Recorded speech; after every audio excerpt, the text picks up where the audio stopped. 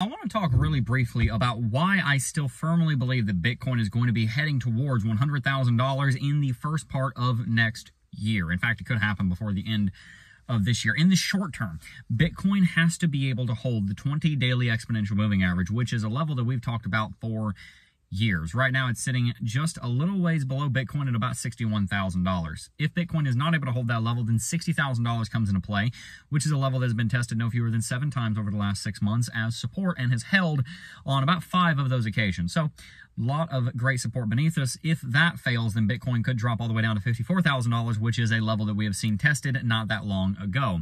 That being said, even though Bitcoin currently is attempting a bullish breakout, but certainly in a correction at the moment, that does not take away from the idea that Bitcoin is going to be performing exceptionally well over the course of the next several months and the next year. Few different statistics I want to cite. First and foremost, the growth rate of Bitcoin participation globally has exploded and is actually moving faster than the growth rate of the internet in the 90s. Right now, Bitcoin is sitting at between 300 and 600 million users, depending on who you ask, and that is up well over 10x from 5 years ago, and up probably 30x from when I got into the space in 2017, when the total number of users was probably around 10 to 20 million. Also, on top of that, we're seeing a rally on the United States equities market. United States stock market probably would have broken all-time high last week if not for the revised down jobs numbers, where they basically admitted to lying about 818,000 jobs being added on to the data that weren't actually there. If not for that bearish story, you probably would have seen stock market break all-time high. Dixie is crashing through the floor right now. Jerome Powell on Friday announced that we're going to be having a rate cut coming up sometime this year. Most likely it's time for policy change, as he said.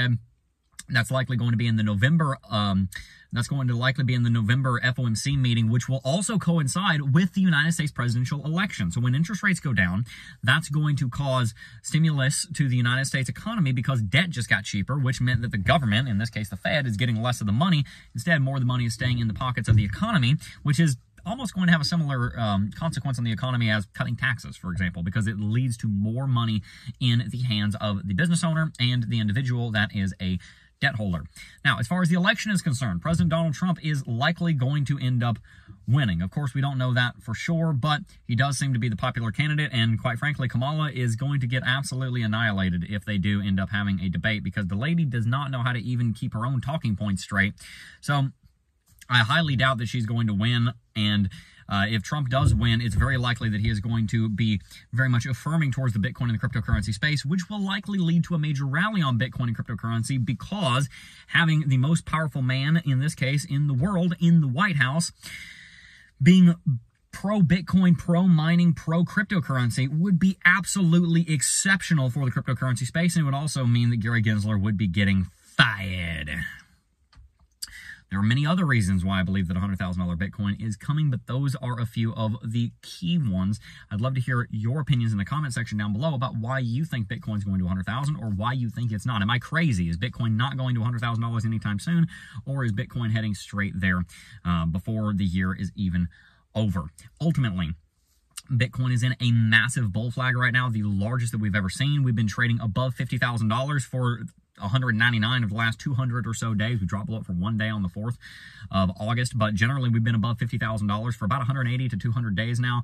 The ETFs are live, even if they're not performing exactly as well as we'd like. The Bitcoin ETFs are performing exceptionally well. A lot of great things that we don't want to forget. Just because the last few months have been boring does not mean that the next 6 to 12 months are going to be boring as well. We've got to remember that the people that succeed in the cryptocurrency space, that succeed in investment in general, are those that pick good assets and they buy them on the dip, and they buy them, more importantly, they buy them consistently, and they hold them for years. So please, put yourself in a financially sovereign position the same way that we had to do by getting out of debt, getting an emergency fund, and getting yourself a budget. After that, just carve out some room in your budget. Figure out how you can find some money in your budget every month to invest, put it into stocks, put it into the cryptocurrency space. You can do what we're doing and save up to buy rentals in cash. Whatever it may be, set yourself up for a financial future where you are happy with the decisions that the today version of you made. Peace.